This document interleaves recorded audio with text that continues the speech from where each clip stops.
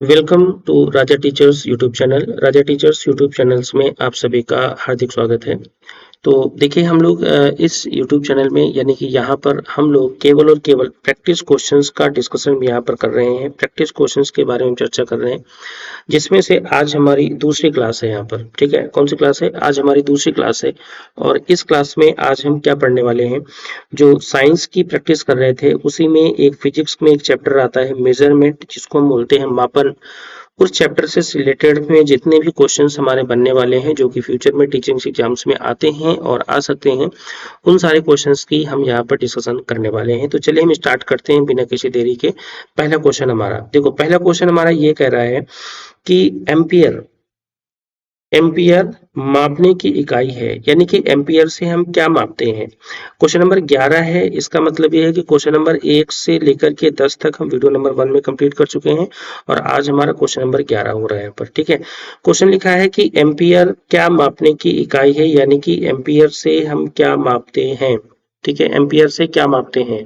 तो देखो पहला ऑप्शन हमारा दिया है वोल्टेज मापते हैं, या एम्पियर से विद्युत धारा मापते हैं, या इससे प्रतिरोध मापते हैं, या इससे शक्ति मापते हैं। तो आप सभी को पता है कि जो वोल्टेज मापा जाता है वो वोल्टेज वोल्ट में मापा जाता है। ठीक है, और विद्युत धारा जो होती है वो हमारी एम्पियर में मापी जाती है, और प्रतिरोध जो होता है वो इसको हम ओम में मापते हैं, और शक्ति को हम हमेशा वाट में मापते हैं। किस में मापते हैं? वाट में। तो एम्पियर हमारा विद्युत धारा का मापन होता है, तो ये विद्युत धारा ऑप्शन बी सही हो जाएगा। देखो लिखा है कि एम्पियर विद्युत धारा मापने की इकाई है, जबकि वोल्टेज को वोल्ट में, प्रतिरोध को ओम में और शक्ति को वाट में मापते हैं। तो ये आपका पहला क्वेश्चन हो गया। चलिए क्वेश्चन नंबर 2 की तरफ पढ़ते हैं। क्वेश्चन नंबर 2 है, किसी चालक की वैद्युत प्रतिरोधकता क्या होती है? वैद्युत प्रतिरोधकता का मात्रक क्या है? अच्छा, चाहे तो हम वैद्युत प्रतिरोधकता बोले, या फिर इसी को हम बोल सकते हैं विशिष्ट प्रतिरोध भी बोल सकते हैं। क्या बोल सकते हैं? इसी को हम बोल सकते हैं विशिष्ट प्रतिरोध भी बोल सकते हैं। ठीक है, चाहे तो हम यहाँ पर वैद्युत प्रतिरोधकता बोलें या विशिष्ट प्रतिरोध बोलें, बात एक ही होती है। तो देखो वैद्युत प्रतिरोधकता या विशिष्ट प्रतिरोध मापने का इकाई क्या होती है, तो विशिष्ट प्रतिरोध को लिखते हैं रो से। रो बराबर होता है R into A upon L, ये आपका फॉर्मूला होता है। जहां पर रो हमारा विशिष्ट प्रतिरोध होता है, ठीक है, ये स्पेसिफिक रेजिस्टेंस होता है, ये आपका रेजिस्टेंस यानी कि प्रतिरोध होता है, ये आपकी जो है चालक तार की जो है एरिया होता है यहाँ पर, और ये जो है आपका लेंथ होती है, यानी कि जो वायर है, जो तार है, उसकी लंबाई के बारे में बात कर रहे होते हैं। ठीक है, तो आर जो है प्रतिरोध का जो मात्रक होता है वो ओम होता है, और लंबाई का एरिया का मात्रक जो होता है वो मीटर स्क्वायर होता है, और लेंथ का जो मात्रक होता है वो मीटर होता है। मीटर से मीटर कैंसिल हो गया, तो आपका आंसर आ रहा है यहाँ पर ओम मीटर। क्या आंसर आ रहा है? ओम मीटर। तो इसकी जो यूनिट हो जाएगी वो क्या हो जाएगी? ओम मीटर, यानी कि ऑप्शन नंबर डी सही हो जाएगा। समझ में आ रही बात ना? तो देखो यहाँ पे लिखा भी है, जो ये आर है, देखो आर लिखा है चालक तार का प्रतिरोध है। ठीक है, देखो यहाँ पर क्या लिखा है, ये जो आर लिखा है, आर क्या है? ये चालक तार का हमारा प्रतिरोध है। ए हमारे उसके जो है एरिया है, यानी कि क्रॉस सेक्शन एरिया, क्षेत्रफल है। एल क्या है? चालक तार की लंबाई है। तो जब फॉर्मूले में रखेंगे तो आर बराबर रो बराबर R into A upon L, value रखेंगे तो आपकी यूनिट आ जाएगी हमारी कौन सी? ओम मीटर इसकी यूनिट आ जाएगी, जो कि हमने देखो यहाँ पे सॉल्व करके भी देखी है। समझ में आ रही बात ना? चलिए अगले क्वेश्चन की तरफ बात करते हैं। क्वेश्चन नंबर 13 हमारे क्या कहता है? क्वेश्चन नंबर 13 हमारा ये कह रहा है कि एफपीएस सिस्टम में द्रव्यमान और समय के मात्रक क्या है। तो आपने नाम से ही पता चल रहा है एफपीएस। एफ का मतलब होता है फुट, पी का मतलब होता है पाउंड, एस का मतलब होता है सेकंड। तो आपने एक बात यहाँ पर देखी होगी कि हमारे जो है एफपीएस सिस्टम से हम यूनिट को मापते हैं, या एमकेएस सिस्टम से यूनिट को मापते हैं, या सीजीएस सिस्टम से यूनिट को हम मापते हैं। 3 यूनिट मापने की इकाई है, और एमकेएस को ही हम प्रेजेंट टाइम में एसआई के नाम से जानते हैं। वर्तमान प्रणाली जो है वो एमकेएस को ही अगर हम संशोधित करते हैं तो वो उसकी एसआई सिस्टम के नाम से जानी जाती है। तो खैर अभी हम आगे देखेंगे। तो देखो एफ का मतलब होता है फुट, और पी का मतलब होता है पाउंड, और एस का मतलब होता है सेकंड। ठीक है, तो देखो द्रव्यमान और समय को मापना है, तो द्रव्यमान अभी हमने बताया है, द्रव्यमान को हम मापते हैं पाउंड में। किस में मापते हैं? पाउंड में। और समय को मापते हैं सेकंड में। तो इसका आंसर हमारा कौन सा हो जाएगा? डी नंबर इसका सही आंसर हो जाएगा। तो देखो अगर इनके नाम से देखो, एफ का मतलब क्या है? एफ का मतलब होता है, यहाँ पर एफ का मतलब है फुट, P का मतलब होता है देखो पाउंड और S का मतलब होता है सेकंड। तो ये फुट पाउंड सेकंड इसको मापते हैं, ठीक है। और देखो मापन की मुख्यतः तीन प्रणालियां हैं। मापन की कितनी प्रणालियां? तीन। पहली हमारी है एमकेएस। एमकेएस को लिखते हैं मीटर। एम का मतलब होता है मीटर, और जो के है उसका मतलब किलोग्राम, और एस का मतलब सेकंड है। समझ में आ रही बात ना? अगली प्रणाली हमारी सीजीएस। सीजीएस में जो सी है वो हमारा सेंटीमीटर है, और जी जो है हमारा वो हमारा कौन सा है? ग्राम है, और जो हमारा एस है वो हमारा सेकंड है। समझ में आ रही बात ना? और तीसरी हमारी एफपीएस है, फुट पाउंड और सेकंड, ये अभी हमने देखा ही है। तो देखो एमकेएस प्रणाली में जो मात्रक होते हैं, एमकेएस का मतलब होता है जो है इसको द्रव मीटर से, और के का मतलब किलोग्राम और सेकंड, और यहाँ पर सीजीएस में सेंटीमीटर ग्राम सेकंड। और देखो लिखा है वर्तमान समय में एसआई प्रणाली जो है प्रयुक्त की जाती है, जो कि एमकेएस पद्धति का ही संशोधित रूप है, जो कि हम पहले भी आपको बता चुके हैं, ठीक है। तो जो एमकेएस पद्धति होती है उसी को संशोधित जो है क्या होता है? एसआई। एसआई मापते हैं। तो एफपीएस प्रणाली में अगर इस आंसर की बात करें तो यहाँ पर आएगा पाउंड, और कौन आएगा? सेकंड से यहाँ पर मापेंगे। चलिए क्वेश्चन नंबर 14 की तरफ बढ़ते हैं। क्वेश्चन नंबर 14 हमारा क्या है? क्वेश्चन कह रहा है कि निम्नलिखित कथनों पर विचार कीजिए। ठीक है भाई, विचार करते हैं। क्या विचार करना है? देखो ये कक्षा 6 की एनसीईआरटी में क्वेश्चन दिया हुआ है। क्वेश्चन है 1 सेंटीमीटर में 100 मिलीमीटर होते हैं। 1 सेंटीमीटर में 100 मिलीमीटर होते हैं। अच्छा, दूसरा है 1 मीटर को 100 बराबर भागों में विभाजित किया जाता है, जिसे सेंटीमीटर कहते हैं। तो बताइए भाई, पहला है इनमें से कौन सा कथन असत्य है, दूसरा कौन सा कथन गलत है, आपको ये बताना है। केवल पहला गलत है, या फिर केवल दूसरा गलत है, या पहले और दोनों गलत है, और मतलब पहले ना ही पहला गलत है ना ही दूसरा गलत है, यानी कि दोनों सही हैं। तो इसका आंसर कौन सा होगा? देखो अगर सेंटीमीटर 1 सेंटीमीटर में 100 मिलीमीटर होते हैं, भाई ये तो बात पूरी गलत है। 1 सेंटीमीटर में 100 नहीं होते, 1 सेंटीमीटर में केवल 10 मिलीमीटर होते हैं। कितने होते हैं? 10 मिलीमीटर होते हैं। तो पहला वाला ऑप्शन हमारा जो है यहाँ पर गलत हो जाएगा। ये 1 मीटर को 100 बराबर भागों में बांटते हैं, जिसे सेंटीमीटर कहते हैं, तो बिल्कुल सही है। ये आपका सेकंड ऑप्शन बिल्कुल सही है। तो बोला गया कौन सा गलत है, तो इसका मतलब ऑप्शन नंबर पहला आपका गलत हो जाएगा। यानी कि जो आंसर नंबर इसका जो करेक्ट आंसर होगा वो आंसर नंबर ए हो जाएगा। कौन सा होगा? Answer number A. काफी लोग जल्दबाजी में जब गलती करेंगे तो यहाँ पर आप डायरेक्ट दो ये सही करके आएंगे, जो कि गलत है, क्योंकि यहाँ पर पूछा है कौन सा असत्य है, तो पहला नंबर असत्य, दूसरा नंबर सत्य है। इसका मतलब ये हुआ इसका जो रियल आंसर होगा वो होगा ऑप्शन नंबर फर्स्ट। समझ में आ रही बात ना? तो देखो यहाँ पर एक चीज आगे लिखी हुई है, इसको थोड़ा सा हम यहाँ पे देखते हैं कि 1 सेंटीमीटर में 10 मिलीमीटर होते हैं, अभी हमने आपको बताया है। 1 मीटर को जब 100 बराबर भाग में बांटते हैं तो उसे सेंटीमीटर कहते हैं। जब 1 मीटर को 100 बराबर भाग में बांट दिया तो उसे सेंटीमीटर कहेंगे। 1790 में फ्रांसीसियों ने मापन की एक मानक प्रणाली बनाई, जिसे मीटरी पद्धति कहते हैं। मापन की एक प्रणाली बनी थी, वो भी कब बनी थी? 1790 में। तो जिसे हम कौन सी प्रणाली कहते हैं? उसे मीटरी पद्धति के नाम से इसको हम जानते हैं। चलिए अगले क्वेश्चन की तरफ बढ़ते हैं। क्वेश्चन नंबर 15 क्या कहते हैं? क्वेश्चन नंबर 15 ये कह रहा है, ये देखो कक्षा 11 के एनसीईआरटी में क्वेश्चन है, चैप्टर नंबर 2 में क्वेश्चन है कि किसी कथन ए और कारण बी को पढ़िए, नीचे दिए गए कोड की सहायता से सही आंसर की पहचान करनी है आपको, यानी कि सही आंसर यहाँ पे पहचानना है। ठीक है, यानी कि सही आंसर आपको यहाँ पे पहचानना है। क्वेश्चन ये कह रहा है कि जब हम एक राशि के मापन की इकाई परिवर्तित करते हैं तो उसका संख्यात्मक मान परिवर्तित होता है। ठीक है, यानी कि जैसे इन्होंने ये कहा है कि कोई भी इकाई, मान लो अगर मीटर है और अगर उसको हम सेंटीमीटर में बदलें तो इसकी जो यानी कि जो न्यूमेरल वैल्यू इसके पहले लिखी होगी वो न्यूमेरल वैल्यू बदलेगी। पहला ऑप्शन ये कह रहा है, मतलब ये बात कथन इन्होंने कही है, और उसका रीजन ये बताया, मापन की इकाई छोटी होने के कारण इसका संख्यात्मक मान भी छोटा होता है। यानी कि इन्होंने ये कहा है कि मीटर, एग्जाम्पल लिया मीटर और सेंटीमीटर में अगर सेंटीमीटर, इन्होंने ये कहा है कि मापन की इकाई अगर छोटी है, यानी कि सेंटीमीटर अगर छोटा है तो संख्या भी छोटी होगी। यानी कि जो इकाई अगर छोटी है तो संख्या भी छोटी होगी।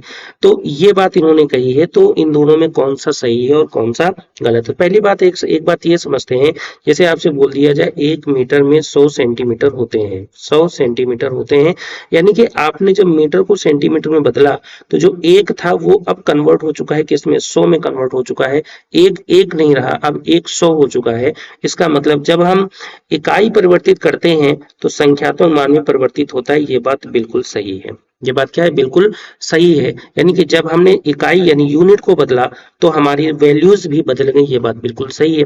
लेकिन उन्होंने एक बात ये कही है, अच्छा कथन तो इनका सही है, मापन की इकाई छोटी होने के कारण संख्यात्मक मान भी छोटा होता है। आप ये बताओ, यहाँ पर मापन मीटर, मीटर एक लंबाई है, मीटर भी एक और एक सेंटीमीटर है, दोनों में छोटा कौन है, सेंटीमीटर है। तो क्या सेंटीमीटर छोटा है, तो 1 और 100 में छोटा कौन है, तो हमें छोटा तो 1 दिख रहा है ना। और मतलब अगर संख्यात्मक रूप में देखें तो 1 छोटा है और 100 क्या है, बड़ा है। इसका मतलब यूनिट जितनी छोटी होगी, यूनिट अगर छोटी है तो वैल्यू जो है बड़ी होगी, यूनिट छोटी है तो वैल्यू क्या होगी, बड़ी होगी। इसका मतलब ये रीजन इनका जो है क्या है, रीजन पूरी तरीके से इनका क्या है, गलत है। ठीक है, तो इन्होंने कहा है कि ए और आर दोनों सही, ये बात बिल्कुल पूरी तरीके से गलत है। ए और आर दोनों सही, ये भी गलत है। ए सही है किंतु आर गलत है, मतलब ऑप्शन नंबर कौन सा सही होगा, सी सही हो जाएगा। ऑप्शन नंबर कौन सही होगा, सी हो जाएगा। अब देखो उन्होंने उदाहरण देके बताया कि 1 मीटर में 100 सेंटीमीटर होते हैं, 1000 मिलीमीटर होते हैं। यानी कि जैसे ही देखो हम यूनिट, जैसे मीटर थी और छोटी, सेंटीमीटर और छोटी, मिलीमीटर, यानी कि यूनिट अगर छोटे करते गए तो पहले वैल्यू 1 थी, अभी वैल्यू 100 हो गई और वैल्यू 1000 हो गई। वैल्यूज यानी केवल संख्या की बात करें तो संख्या लगातार यहाँ पे बढ़ रही है। तो संख्या यहाँ पे लगातार क्या हो रही है, संख्या यहाँ पे लगातार आपकी बढ़ रही है। तो ये बात आपको यहाँ पे ध्यान देनी है। ठीक है, तो देखो यहाँ पर उन्होंने नीचे समझाया भी है क्या, कि मापन की इकाई छोटी होने पर संख्यात्मक मान छोटा नहीं होता बल्कि संख्यात्मक मान बड़ा हो जाता है। जैसे पहले देखो हमने यहाँ पर मीटर से सेंटीमीटर बदला तो 1 से ये 100 हो गया, मतलब संख्या जो है वो क्या हो गई, बड़ी हो गई। अगर संख्या की बात करें तो संख्या यहाँ पर, जैसे 1 कैरेट में 200 मिलीग्राम है, वैसे ये बात भी आपके लिए इंपॉर्टेंट है, एग्जाम में पूछी जाती है कि 1 कैरेट में कितने मिलीग्राम होते हैं, तो 200 मिलीग्राम। ठीक है, चलिए अब आगे बढ़ते हैं, क्वेश्चन नंबर 16 की तरफ बढ़ते हैं। क्वेश्चन नंबर 16 हमारा ये कह रहा है कि सूची फर्स्ट और सूची सेकंड की मिलान कीजिए और दिए गए कूट का सही उपयोग करें। तो देखो यहाँ पर बोला गया है, पहला है राशियां हैं और मात्रक हैं, राशि और मात्रक है, मतलब ये सारी आपकी राशि हैं, ये इन सभी के मात्रक हैं। पहला है आवृत्ति, ध्वनि, ऊष्मा और ऊर्जा, ऊर्जा और ऊष्मा की बात की जा रही है। तो आप लोग ये एक बात ये बताइए कि देखो आवृत्ति, आवृत्ति का मात्रक हमेशा क्या होता है, हर्ट्ज होता है। देखो इसको यहाँ पे मिला देते हैं, आवृत्ति का मात्रक हमारा क्या होता है, हर्ट्ज होता है। आवृत्ति का मात्रक हमारा हर्ट्ज होता है, यानी कि ए का 2 सही हो जाएगा। तो यानी कि जितने में 2 है वो सभी सही हैं। तो ये इसमें वैसे पूरा सॉल्व करने की जरूरत नहीं है, लेकिन फिर भी अगर आप पूरा देखेंगे तो ए आपका 2 हो जाएगा। इसका मतलब ध्वनि, ध्वनि जो है वो हम हमेशा किस में मापते हैं, ध्वनि हमेशा डेसिबल में मापते हैं। इसका मतलब देखो बी भी सही है, ए भी सही है, समझ में आ रही बात ना। ऊर्जा जो है, ऊर्जा हमारी जो है हमेशा किस में मापी जाती है, ऊर्जा जो हमारी अर्ग में मापी जाती है, लेकिन ऊष्मा हमारी कैलोरी में मापी जाती है। तो ये 3 और ये 1 हो जाएगा। इसका मतलब ऑप्शन नंबर हमारा कौन सा सही होगा, बी नंबर इसका करेक्ट आंसर हो जाएगा। समझ में आ रही बात ना। अब इसको जरा यहाँ पर एक बार देख लेते हैं, देखो क्या लिखा है। पहले तो ये देखो यहाँ पर एक परिभाषा लिखी है, आवृत्ति की परिभाषा क्या है, किसी कण द्वारा 1 सेकंड में किए गए कंपनों की संख्या, यानी कि कोई भी कण है वो 1 सेकंड में कितने बार कंपन करेगा। ठीक है, उसी कंपनों की संख्या को ही हम क्या कहते हैं, आवृत्ति कहते हैं। और आवृत्ति का मात्रक हमारा हर्ट्ज होता है। क्या होता है, आवृत्ति का हमारा, इसको जो अगर थोड़ा सा देखो जूम कर लेते हैं तो आपको और अच्छे से दिखाई देगा। आवृत्ति का मात्रक हमारा क्या होता है, आवृत्ति का मात्रक हमारा हर्ट्ज होता है। ठीक है, अच्छा ध्वनि की तीव्रता को हमेशा हम डेसिबल में मापते हैं, किसमें मापते हैं, ध्वनि की जो तीव्रता होती है उसको डेसिबल में मापते हैं। अच्छा मानव जो कान होता है वो 85 डेसिबल की ध्वनि को सुन सकता है, कितने डेसिबल, 85 डेसिबल की ध्वनि को सुन सकता है। अच्छा सीजीएस पद्धति में ऊर्जा का मात्रक अर्ग होता है, क्या होता है, अर्ग होता है, लेकिन एसआई पद्धति में इसका मात्रक जूल होता है। और यहाँ पर जो है देखो अर्ग दिया था तो इसका मतलब सीजीएस पद्धति के बारे में दिया था यहाँ पर, समझ में आ रही बात ना। तो ये कहानी यहाँ पर है। चलो आगे देखो, ऊष्मा का मात्रक कैलोरी होता है, 1 कैलोरी ऊष्मा का मान 4.186 जूल के बराबर होता है। तो ये बात आपके लिए इंपॉर्टेंट है, तो ये बात आप यहाँ पे दिमाग में रखेंगे कि 1 कैलोरी बराबर कितना होता है, तो 1 कैलोरी बराबर 4.186 जूल के बराबर होता है।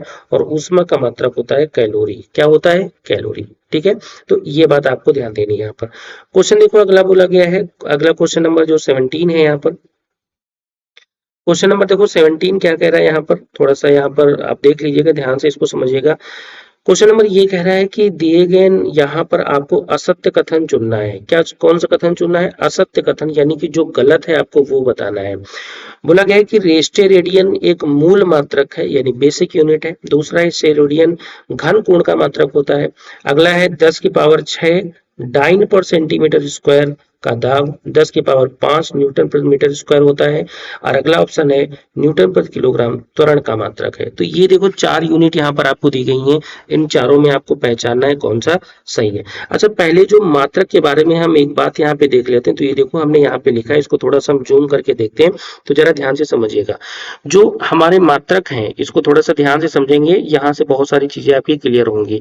देखो जो हमारे मात्रक हैं, मात्रक की जनरली हमारे पास 3 कैटेगरी होती हैं। एक हमारा मूल मात्रक होता है, एक हमारा व्युत्पन्न मात्रक होता है और एक हमारे पूरक मात्रक होते हैं। ठीक है, मूल मात्रक जो है उनकी संख्या केवल और केवल 7 है। मूल मात्रकों की संख्या कितनी है? 7 है। मूल मात्रकों की संख्या कितनी है?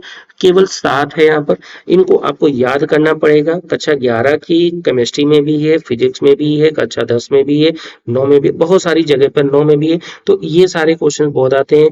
मूल मात्रकों की संख्या कितनी है? मूल मात्रकों की संख्या है 7। पहला कौन सा है? पहली है लंबाई, द्रव्यमान, समय, ताप, विद्युत धारा, ज्योति तीव्रता, पदार्थ का द्रव्यमान।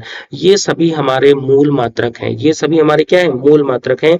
तो मूल मात्रकों की संख्या कितनी निकल के आ रही है यहाँ पर? 7। पहला लंबाई, दूसरा द्रव्यमान, तीसरा समय, चौथा ताप, पांचवा विद्युत धारा, छठा ज्योति तीव्रता और सातवां पदार्थ का द्रव्यमान। ये हमारे हैं मूल मात्रक। लंबाई का मात्रक मीटर होता है, एम से लिखते हैं। किलोग्राम का मात्रक, द्रव्यमान का मात्रक किलोग्राम होता है, केजी से लिखते हैं। समय का मात्रक सेकंड होता है, एस से लिखते हैं। तापमान का मात्रक केल्विन होता है, के से लिखते हैं। विद्युत धारा का मात्रक एम्पियर होता है, ए से लिखते हैं बड़े अक्षर में। ज्योति तीव्रता का मात्रक कैंडेला होता है, सीडी से लिखते हैं। और पदार्थ के द्रव्यमान का मात्रक मोल होता है, तो MOL से लिखते हैं इसको। ये इनके मात्रक है। समझ में आई बात ना? अब देखो अगली कहानी आती है हमारे पास पूरक मात्रक क्या होते हैं। अब पूरक मात्रक में देखो, पहली बात, पूरक मात्रक हमारे विमा विहीन होते हैं, यानी कि सॉरी आयाम विहीन होते हैं, डायमेंशन नहीं होता है कोई इनमें, इनमें कोई भी डायमेंशन नहीं होता है। दूसरी बात, इनका काम क्या होता है? ज्यामितीय आकृतियों के कोण को मापते हैं। ठीक है, जो भी ज्यामितीय आकृतियां होती हैं उनके कोण को मापने के लिए हम यूज करते हैं किसको? पूरक मात्रक को। कितनी संख्या होती है? इनकी संख्या केवल है 2। इनकी संख्या कितनी है? 2। पहला हमारा कौन सा है? रेडियन, और दूसरा हमारा कौन सा है? स्टेरेडियन। रेडियन क्या करता है? समतल कोण को मापने के लिए यूज करते हैं। समतल का अगर कहीं पर मापना है तो उसके लिए हम रेडियन का यूज करेंगे, रेडियन का यूज करेंगे। और अगर कहीं पर सॉलिड एंगल को मापना है, ठोस कोण को मापना है या किसी घन कोण को मापना है, तो वहां पर स्टेरेडियन का प्रयोग करेंगे। तो ये हमारे कौन से होते हैं? ये हमारे पूरक मात्रक होते हैं। तो पूरक मात्रक की संख्या कितनी? 2। पहला हमारा रेडियन, दूसरा हमारा स्टेरेडियन। रेडियन होता है समतल कोण को मापने के लिए और स्टेरेडियन होता है हमारा ठोस घन कोण या ठोस कोण को मापने के लिए इनका प्रयोग होता है। तो पहली बात आपको इतनी क्लियर हो गई ना? तो और दूसरी अगली कहानी आती है मात्रक एक तीसरा होता है व्युत्पन्न मात्रक, जो कि मूल मात्रकों से निकाल करके बनाए जाते हैं। जैसे लंबाई का मात्रक मीटर होता है ना, जैसे क्षेत्रफल आपने पढ़ा है, क्षेत्रफल बराबर होता है लंबाई गुणी चौड़ाई। तो लंबाई भी एक प्रकार से दूरी है, चौड़ाई भी एक प्रकार से दूरी है, दोनों का मात्रक मीटर होता है। इसलिए क्षेत्रफल का मात्रक आपने मीटर स्क्वायर पढ़ा होगा, पढ़ा होगा नहीं पढ़ा होगा? तो कुल मिला के व्युत्पन्न मात्रक वो मात्रक होते हैं जो मूल मात्रकों से बनाए जाते हैं, वो व्युत्पन्न मात्रक होते हैं। जैसे हमने एग्जांपल दिया क्षेत्रफल का, वेग का, बल का, ऐसे बहुत सारे आपने मात्रक पढ़े होंगे जो कि हमारे व्युत्पन्न यानी डेरिवेटिव होते हैं, डिराइव्ड यूनिट होती हैं। ठीक है, अब चलो हम सीधे क्वेश्चन पर आते हैं। देखो क्वेश्चन हमारा ये कह रहा है, क्वेश्चन हमारा ये कह रहा है कि क्वेश्चन हमारा ये कह रहा है रेड से रेडियन एक मूल मात्रक। भाई नहीं भाई, मूल मात्रक नहीं है। अभी हमने ये पढ़ा है, ये हमारा कौन सा मात्रक? ये हमारा पूरक मात्रक है। कौन सा है? ये हमारा पूरक मात्रक है, ना कि मूल मात्रक। अच्छा, स्टेरेडियन घन कोण का मात्रक होता है, स्टेरेडियन घन कोण का मात्रक होता है।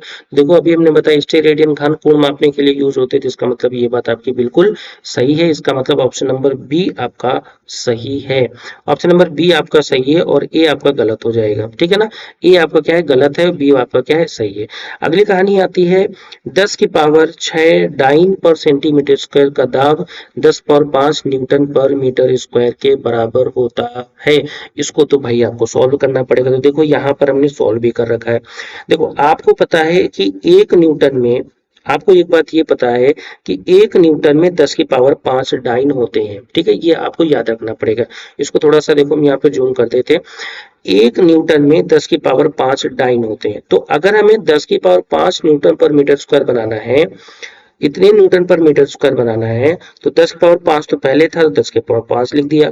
तो एक न्यूटन में 10 पावर 5 डाइन, अगर इसको डाइन बनाने 10 पावर 5 से फिर मल्टीप्लाई करना पड़ेगा।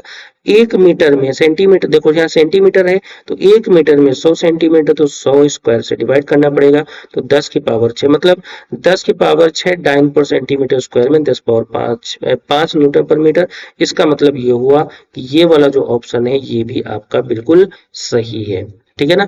अगली कहानी है, अगला बात देखो, न्यूटन पर किलोग्राम त्वरण का मात्रक होता है, ये भी बात सही है। इसको देखो नीचे, यहाँ भी इसको सॉल्व किया है हमने। क्या सॉल्व किया है, देखो न्यूटन जो है, न्यूटन पर किलोग्राम त्वरण का मात्रक होता है। कैसे होता है, इसको सिद्ध करने के लिए देखो न्यूटन की गति का दूसरा नियम उठाते हैं। दूसरा नियम होता है F बराबर एम ए होता है ना।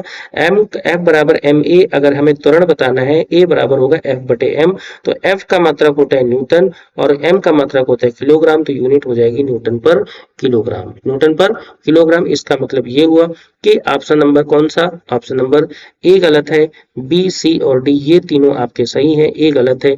गलत को पहचाना था इसलिए इसका करेक्ट आंसर हो जाएगा, इसलिए इसका करेक्ट आंसर हो जाएगा ऑप्शन नंबर ए। ये गलत है, बाकी सब क्या है, तीनों सही है, करेक्ट आंसर ए हो जाएगा। आई थिंक इतना समझ में आ गया होगा ना। ठीक है, आसान है बट आपको इन सारी चीजों को दिमाग में रखना है। जो भी आप देखो यहाँ पे जो चीजें हम लोग पढ़ रहे हैं, इनके आप चाहे तो स्क्रीनशॉट ले लीजिएगा, इनको अपने पास रख लीजिएगा, बहुत इंपॉर्टेंट है, बार बार यूज होते हैं, बहुत ज्यादा बार बार आएंगे ये सारी चीजें। चलो देखो अगला क्वेश्चन, देखो यहाँ पे क्या कह रहा है। अगला क्वेश्चन ये कह रहा है कि निम्नलिखित में सत्य कथन को पहचाने, मतलब जो सही है आपको पहचानना है। कक्षा 11 के एनसीईआरटी में ये चीजें हैं, ध्यान से पढ़िएगा, समझिएगा। अच्छा, आप ये दिमाग में कहीं आ रहा होगा कि सर कक्षा 11 के एनसीईआरटी में फिजिक्स हमने क्यों उठा ली। अरे भैया, ये सब परीक्षाओं में क्वेश्चन आते हैं। ठीक है, ये सब परीक्षाओं में क्वेश्चन आते हैं, आप कोई भी पेपर उठा कर देख लो। जैसे अभी रिसेंट में बिहार का टीआरई के एग्जाम्स आ रहे, अगर आप उनकी तैयारी कर रहे हो, अगर आप देखें, अगर यही क्वेश्चंस एग्जाम में देखें, किसी न किसी पेपर में, किसी न किसी रूप में, हर जगह आपको देखने को मिल जाते हैं। इसलिए ये मत सोचिएगा कि ये प्रैक्टिस नहीं करनी है, आपको प्रैक्टिस करनी है केवल, और प्रैक्टिस करोगे तभी फायदा होगा। देखो पहला है कि एक मानक मीटर वह दूरी है जिसे प्रकाश निर्वात में 1 सेकंड में 399729458 में भाग में निर्धारित करता है। नहीं भाई, यहाँ 3 नहीं होता है, यहाँ पे 2 होता है, 29972 होता है, यहाँ पे 3 नहीं होता है। समझ में आ रही बात ना। अभी आगे देख के बताएंगे, फिलहाल ये ऑप्शन आपका गलत है। यहाँ पर 299729458 में भाग के बराबर होता है, तो ये यहाँ पर 2 होता है, ना कि 3। यहाँ पे इन्होंने देखो 3 लिखा है, 3 ना होकर 2 होगा। तो देखो पहला तो ये गलत हो गया, पहला ऑप्शन क्या है, पहला ऑप्शन ए नंबर गलत हो गया। दूसरा ऑप्शन ये कह रहा है कि देखो 1 किलोग्राम कार्बन 12 के 5.018 इंटू 10 नहीं 26 नहीं होता है भाई, यहाँ 25 होता है, यहाँ 26 नहीं होता है, कितना होता है, यहाँ 25 होता है, ये 26 नहीं होता है, 25 होता है, परमाणुओं के द्रव्यमान के तुल्य होता है। तो इसका मतलब ये वाला जो ऑप्शन है वो भी आपका क्या हो गया, गलत हो गया, 25 होता है। यहाँ 26 ना होके, यहाँ पे 26 ना होके 5.0188 इंटू 10 की पावर 25 परमाणुओं के जो है, जो भी कहानी है उसके बराबर होता है। ठीक है, तो दोनों गलत हो गए। तीसरा ऑप्शन उठाओ जरा, तीसरा ऑप्शन क्या कह रहा है, 1 सेकेंड वह समय अंतराल है जिसमें परमाणु घड़ी सीजियम 133 परमाणु के 91 92 63 17 70 मोबाइल नंबर की तरह इसको याद कर लो, बार कंपन करता है। बिल्कुल सही बात, इतना ही कंपन करता है, इसलिए इसका आंसर सही कथन अगर बताना है तो सी होगा। वैसे डी एक बात देख लेते हैं, ऊष्मा का मात्रक केल्विन होता है। अरे नहीं भाई, ऊष्मा का मात्रक केल्विन नहीं होता है, ऊष्मा का मात्रक तो जूल होता है। ऊष्मा का मात्रक क्या होता है, जूल होता है, ऊष्मा का मात्रक जूल होता है, नहीं भाई केल्विन नहीं होता है। ठीक है, अब इनको देखो यहाँ पर एक बार सारी चीजों को समझ लेते हैं जो कि नीचे हमने हाईलाइट किया है। वैसे इसका जो करेक्ट आंसर होगा वो ऑप्शन नंबर सी हो जाएगा। हाईलाइट वाले बात देख लेते हैं। 1 सेकेंड वह समय अंतराल है जिसमें परमाणु घड़ी में सीजियम 133 का परमाणु ये इतने बार कंपन करता है। ठीक है ना, इतने बार कंपन करता है, इसका मतलब ये तो बात वही बात यहाँ पे रिपीट कर दी, कोई दिक्कत नहीं। देखो ए बी जो भी, एक मानक मीटर वह दूरी है जिसे प्रकाश निर्वात में 1 सेकंड में, ये देखो 29 करके 2 यहाँ पे लिखा हुआ है, यहाँ 3 लिखा हुआ था इसलिए वैल्यू गलत हो गई थी। तो 29, 97, 29, 458वें भाग में तय करता है, तो ये बात सही है।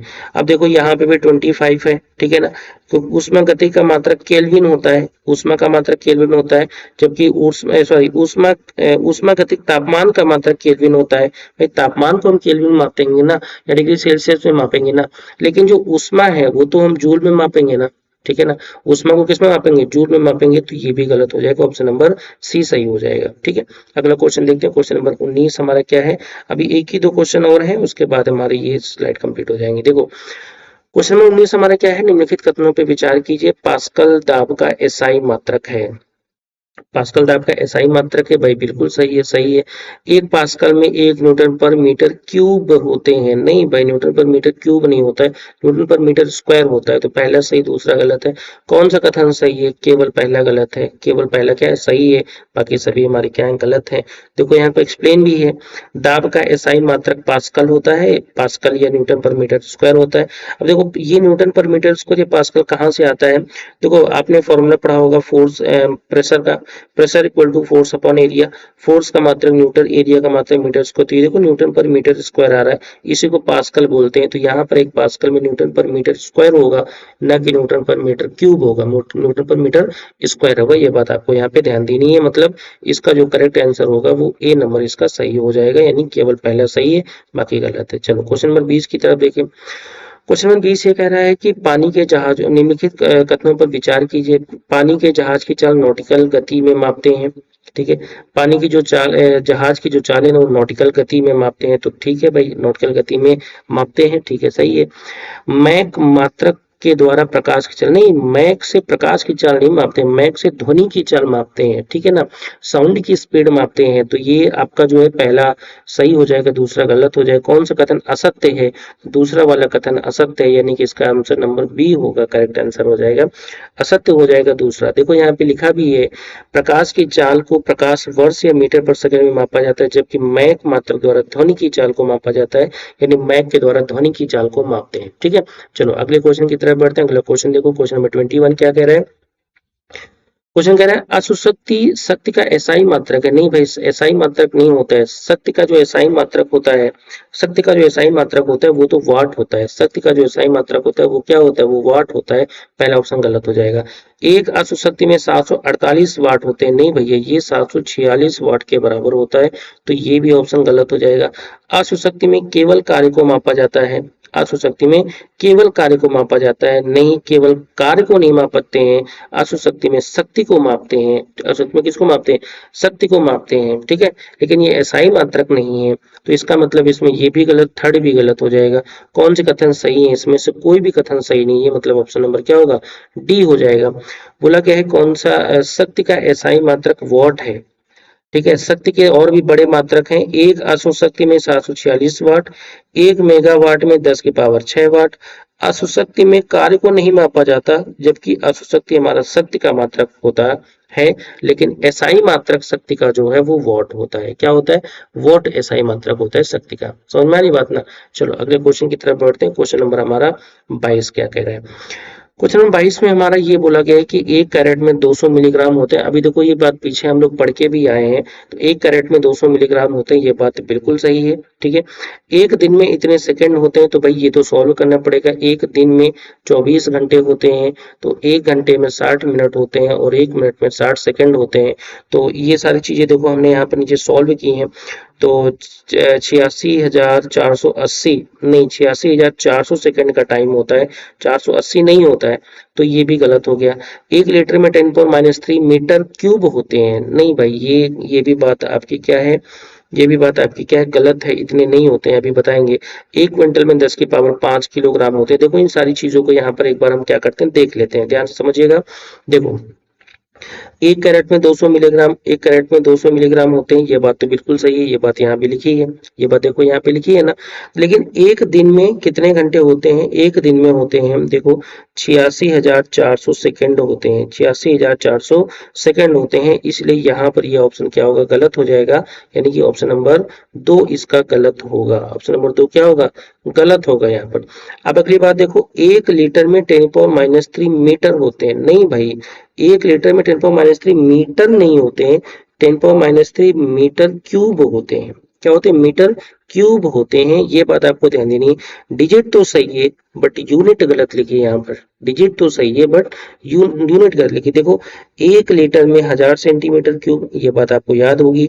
और 1 सेंटीमीटर में 1/100 मीटर, सॉल्व करेंगे 10⁻³ मीटर क्यूब है। देखो मीटर क्यूब यहाँ पे लिखा हुआ है, ठीक है, इसको देख पा रहे हैं, इसको देखो जूम कर रहे हैं, तो 1 लीटर में 10⁻³ मीटर क्यूब है। यहाँ पर क्या है? मीटर क्यूब है। इसका मतलब ये हुआ कि ये भी ऑप्शन गलत होगा।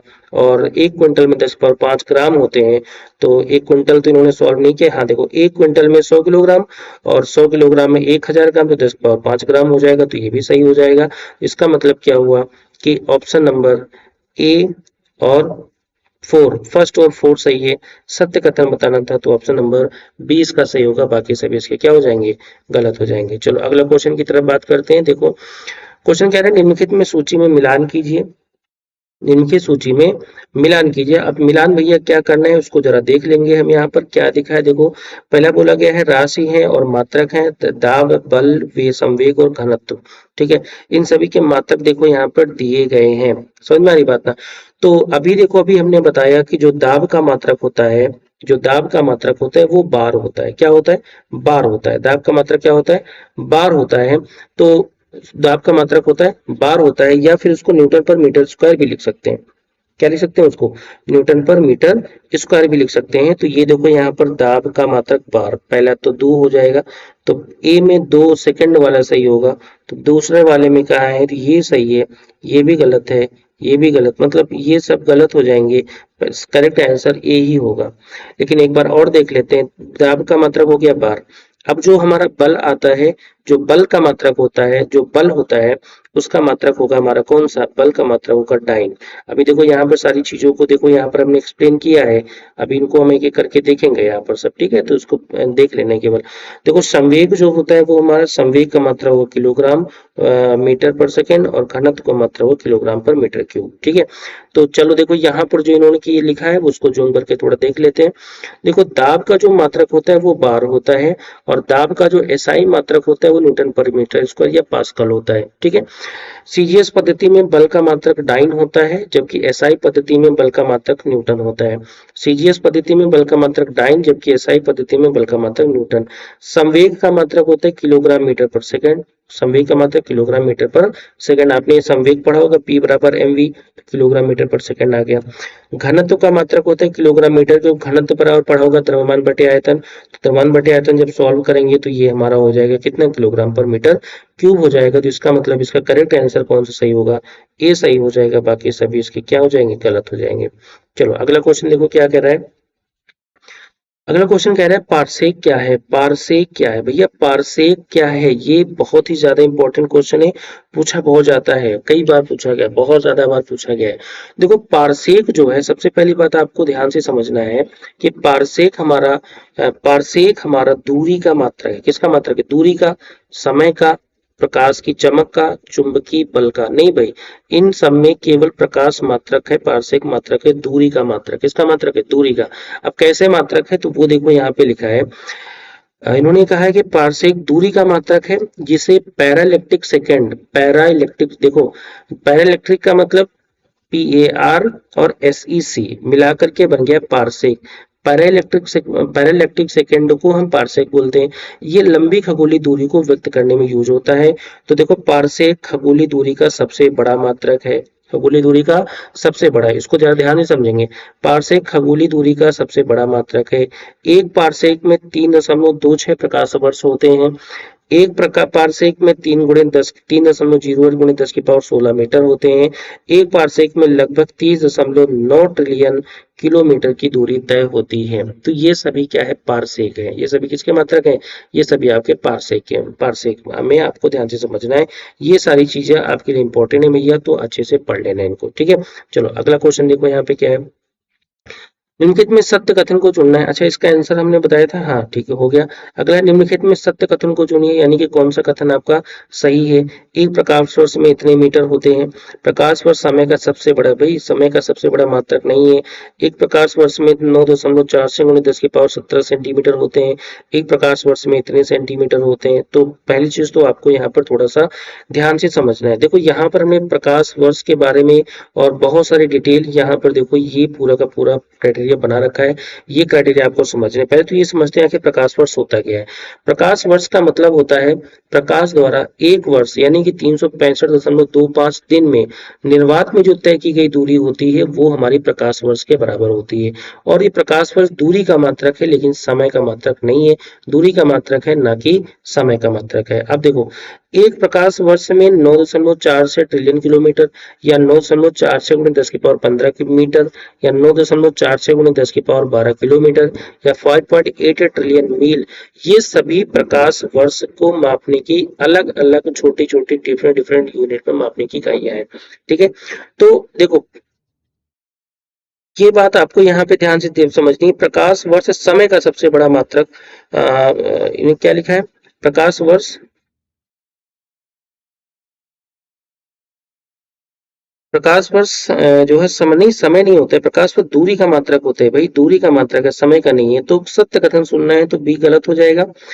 एक प्रकाश वर्ष में 3 × 10⁸ मीटर होते हैं, तो ये भी बात आपकी सही है, ठीक है। ये भी बात, एक मिनट, नहीं ये बात सही नहीं। एक प्रकाश वर्ष में कितने सेकंड होते हैं, तो देखो अभी हमने बोला है इतने मीटर होते हैं। एक प्रकाश वर्ष में 3 × 10⁸ मीटर होते हैं, तो ये बात आपकी गलत है।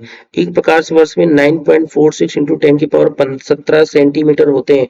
तो अगर इसको सॉल्व करेंगे, इसको सॉल्व करेंगे, ठीक है, इसको अगर सॉल्व करेंगे तो 10⁻17 होगा, यहाँ पर 16 नहीं होगा, यहाँ पर 9.46 × 10⁻17 होगा। मतलब सी आपका सही होगा, बाकी के सारे आपके क्या होंगे, गलत हो जाएंगे। बाकी जो एक्सप्लेनेशन है वो देखो यहाँ पे दिया गया है, क्या कि एक प्रकाश पर दूरी का सबसे बड़ा मात्रक है। किसका मात्रक है, दूरी का। इसको सॉल्व करेंगे 9.46 × 10⁻17 सेंटीमीटर की यूनिट आपकी यहाँ पे बनेगी। चलिए क्वेश्चन नंबर 26 देखो क्या बोला गया है। असत्य कथन को सुनना है, यानी कि जो गलत कथन है वो आपको बताना है। गलत कथन क्या है, खगोलीय मात्रक में इतने सेंटीमीटर होते हैं, इंगस्ट्रा में इतने सेंटीमीटर, एक फर्मी में इतने सेंटीमीटर, एक पारसेक में इतने सेंटीमीटर। तो इसमें आपको गलत कथन बताना है। क्या गलत कथन है इसमें, देखो अभी हमने बताया खगोलीय मात्रक में 1 पॉइंट इतने सेंटीमीटर होते हैं, तो लगभग ये बात तो बिल्कुल सही है, खगोलीय मात्रक में इतने होते हैं, ठीक है, पहला नंबर आपका सही है, ठीक है। उसके बाद बोला कि एक एंगस्ट्रॉम में 10⁻8 सेंटीमीटर, ये भी बात बिल्कुल सही है।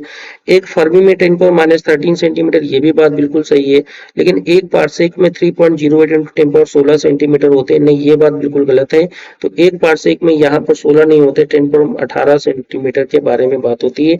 तो ये देखो अभी हमने यहाँ पर भी बताया था सेंटीमीटर, अच्छा ये देखो मीटर है, मीटर को सेंटीमीटर में कन्वर्ट कर लो, तो ये वैल्यू आपकी यहाँ पर हो जाएगी, ठीक है।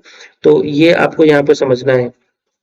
अच्छा, लेकिन ये तो प्रकाश वर्ष था, नहीं यहाँ पे जो है पारसेक की बात कर रहे हैं, तो पारसेक में यहाँ पे 10⁻18 हो जाएगा, 10⁻16 नहीं होगा, 10 पावर कितना हो जाएगा, 18, 18 हो जाएगा यहाँ पे, ठीक है। तो ये आपका गलत हो जाएगा, डी गलत हो जाएगा, बाकी एबीसी तीनों आपके क्या है, सही है। चलो अगला क्वेश्चन देखो, क्वेश्चन नंबर 27 क्या है। क्वेश्चन नंबर 27 क्या है, एक सेंटीमीटर में 0.39 इंच होते हैं, ठीक है, पहला ऑप्शन। एक फुट में इतने 3.3.5 नैनोमीटर होते हैं। एक माइक्रोमीटर में 10⁻⁻4 सेंटीमीटर होते हैं। एक पिकोमीटर में 10⁻⁹ सेंटीमीटर होते हैं। देखो ये छोटी छोटी जो यूनिट्स है ना, वो एक दूसरे में कन्वर्जन वाली यूनिट्स हैं, जो कि आपको कन्वर्जन में ध्यान से पढ़ना पड़ेगा, कन्वर्जन में ध्यान से पढ़ना पड़ेगा। देखो एक सेंटीमीटर में 0.39 इंच होते हैं, इन्होंने ये बात कही है। तो इसको समझने के लिए आपको क्या करना पड़ेगा, देखो एक इंच में 2.54 सेंटीमीटर, तो एक सेंटीमीटर में 0.39 इंच, इसका मतलब ये नंबर सही हो गया, ये नंबर क्या हो गया, सही हो गया, ठीक है।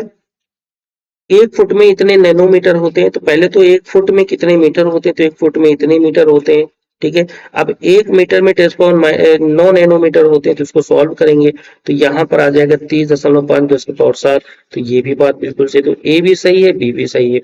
अगला देखो, 1 माइक्रोमीटर में इतने सेंटीमीटर होते हैं, तो 1 माइक्रोमीटर में 10⁻6 मीटर होते हैं, और क्योंकि ये सेंटीमीटर की बात करें तो 10⁻4 सेंटीमीटर हो जाए, तो ये भी बात सही हो जाएगी।